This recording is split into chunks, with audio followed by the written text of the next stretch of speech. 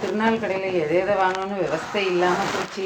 சேலம் தர்மபுரி பக்கம் இருந்து வந்திருக்கோம். எது எடுத்தாலும் 145 ரூபாண்ணா. சரின்னு ஷூ ஒன்று வாங்கினேங்க.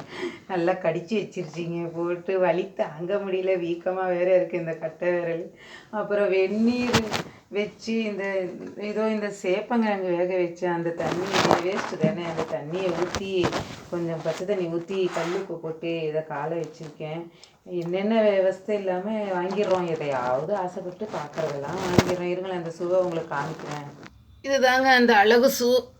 கலராக இருக்கேன், சூப்பராக இருக்கேன். அதுவும் ஒயிட் பேட்டர்ன் இருந்தால் நான் வாங்கவே மாட்டேன். அடித்து துவச்சி பையனதே சமாளிக்க முடியாது. இதில் நம்ம வேறையான்னு வாங்க மாட்டேன்.